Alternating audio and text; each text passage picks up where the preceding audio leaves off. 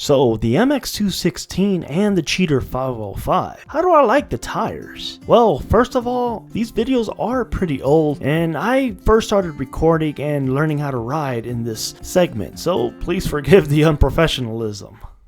Out in Penrose, I just finished doing a run and I got about 1,526 miles on this guy. So I'm starting to see little chunks right here and just about 20 to 30 miles of heavy rock riding. It's pretty rocky, you know. These rocks, definitely not on this road, but the more chunkier rocky roads.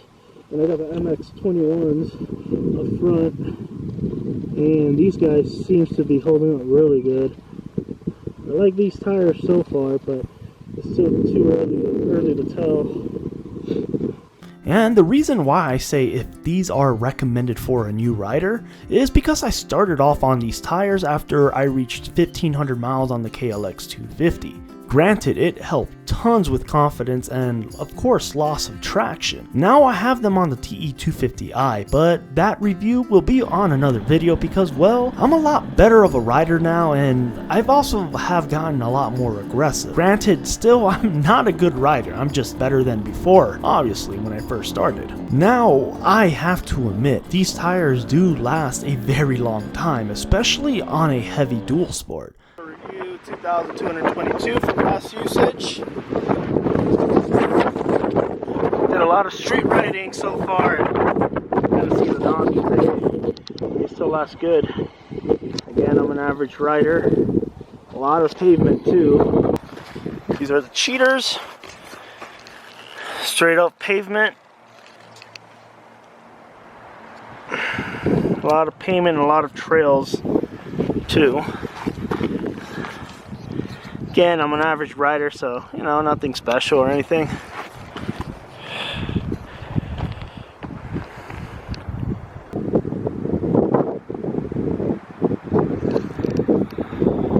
So again, most of our soil is like really rocky. You can kind of see. I mean, everything looks small up here.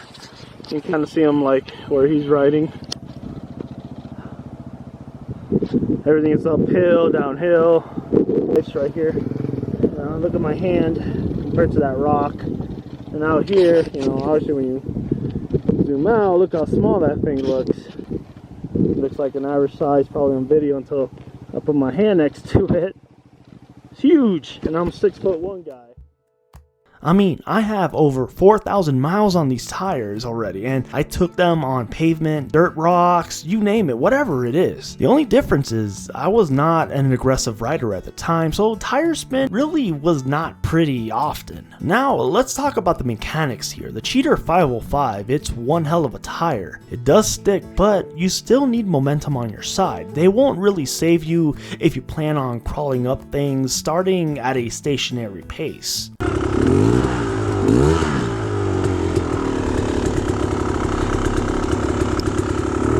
But they definitely have a stickier feel versus other tires. As for the MX216s, when I was doing single track, I noticed it had a tendency to crawl out of V-shaped single track or ruts. My guess is the larger footprint and of course the thicker stance makes it easier to roll over obstacles, which in a rut, it technically is an obstacle and momentum will carry you out, and it's pretty easy to do with these tires. However, when it came to rocks and logs and more aggressive riding overall, the MX216 was very cushiony. It was really comfortable. So I'm gonna say it is definitely more of a comfortable tire, but at the expense of a slower turn. But in my personal opinion, over time, that can be changed. Overall, I really don't think I want to go to another tire because really these tires handle enduro obstacles very well. It's very comfortable, it's cushiony, I feel like it goes over the rocks. The most important thing is we have tons of trails in Colorado that are